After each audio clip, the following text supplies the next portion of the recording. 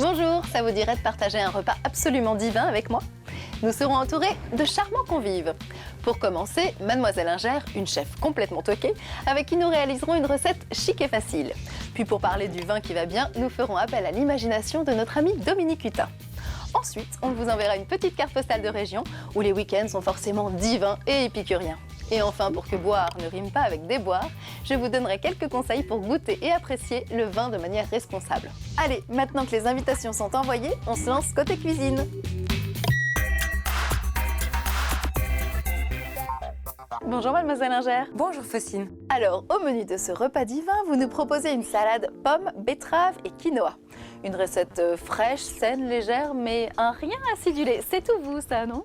Oui, en effet, un brin féminin, mais qui a du punch. Ah, j'oubliais, la liste des ingrédients.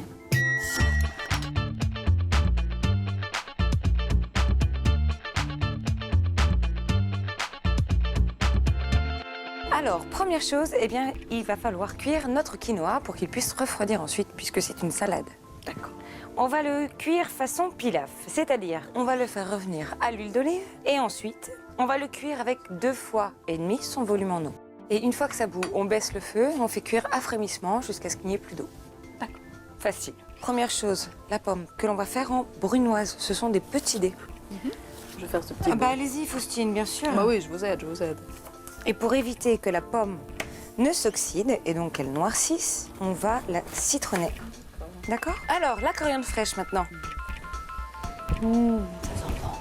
Alors, on va l'effeuiller et on va la hacher. On fait bien glisser la lame du couteau. Ça s'emballe? Ça s'emballe. Ça veut dire que l'eau est presque complètement partie. Et ça fait des petits trous. Ça fait ce qu'on appelle un nid d'abeille. Donc on va le mettre dans un grand récipient, bien à plat. Il va refroidir plus vite. Le quinoa à tiédir. Pour la betterave, c'est des petits bâtonnets façon allumette. Pour la vinaigrette, du miel, du jus de citron, de l'huile d'olive, du sel, du poivre. Je vous laisse faire? Allez, le miel dedans. Je mets tout? Vous mettez tout. Maintenant, donc dans un saladier, vous allez pouvoir réunir notre garniture, les pommes, la coriandre, ainsi que les betteraves. Ok, maintenant le quinoa est froid, vous allez pouvoir l'ajouter au reste des ingrédients. C'est sucré, salé, croquant. Il ne reste plus qu'à disposer un petit bouquet de roquettes, et ça je le fais souvent avec les doigts pour conserver le volume, vous avez vu? Ensuite, on ajoute des petites crevettes. Et pour terminer, on peut ajouter quelques zestes de citron ou alors des graines de sésame pour un petit peu de croquant. Est-ce que je peux goûter? Allez-y, je vous en prie. Croquant avec le sésame. C'est fin, c'est divin. Vous voulez goûter? Allons-y. Eh bien, bon appétit. Bon appétit. Bon, je prends une crevette. Allô Dominique, c'est Faustine. Je te dérange? Je viens de finir une salade magnifique, mais côté vin, j'hésite. Tu veux pas m'éclairer? Allô Dominique? Et bien sûr, Faustine. Et je vous reconnais bien là, les filles. Tonique comme une salade croquante. Seulement votre petite salade, sous ses 2 orguilleraie, eh bien avec la betterave, elle a un caractère bien trempé. Et la roquette, elle, question intensité, elle a carrément le profil d'une catcheuse. Ceci dit, tu la sers en verrine. Donc tu l'as plutôt imaginé façon entrée fraîche et guillerette, non? Garde cette idée pour le vin. Tu files au sud, vers le Rhône. Et là, tu demandes un vionnier. Vionnier, oui, c'est le nom d'un cépage blanc qui se plaît beaucoup en Ardèche. Il est assez aromatique pour boxer la betterave et la roquette, et assez rond pour dompter la vinaigrette.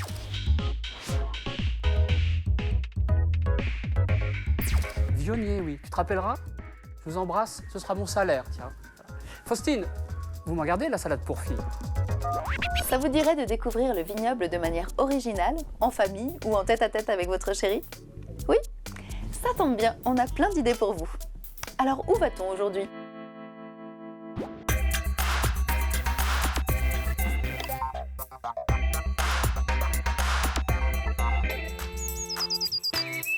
Tu vois, ça s'appelle une vrille. Et c'est la vigne, au printemps, elle veut s'accrocher pour pas monter trop haut, il faut qu'elle tienne bien droit.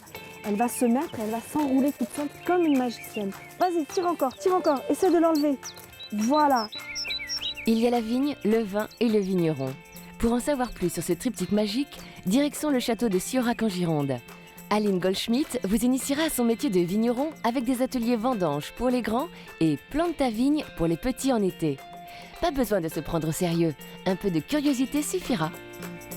Il n'y a rien de plus ennuyeux que faire des cours didactiques. Moi, je suis pour les exemples, les ateliers, les visites où on s'amuse, où on pose des questions, où on teste, où on goûte, où on touche.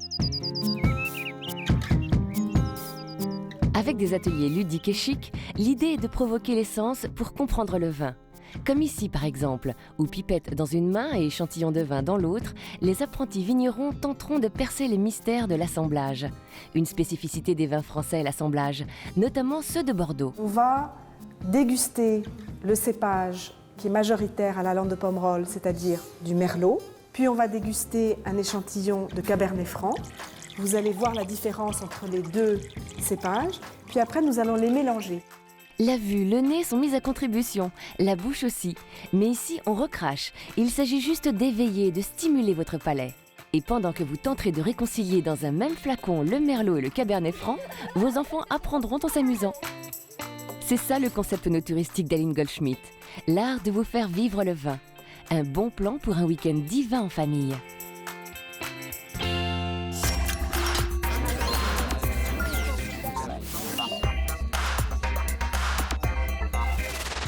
Quels sont les ingrédients d'une soirée réussie?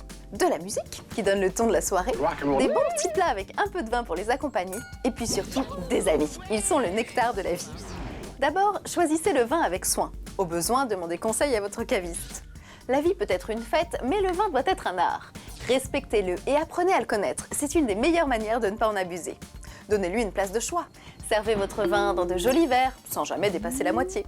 Regardez-le, humez-le et échangez avec vos invités sur vos sensations. Et surtout, gardez la main. Pensez à proposer de l'eau. Servez le vin vous-même pour éviter de remplir les verres plus de 4 fois dans la soirée. Et ne laissez jamais vos convives boire l'estomac vide. Soyez aux petits soins avec eux. Pas d'alcool pour les femmes enceintes ou les amis qui prennent des médicaments. Pensez aussi à ceux qui prendront le volant en arrêtant de les servir 1 heure avant le top départ. Vous pourrez alors vous coucher sereinement avec les idées claires.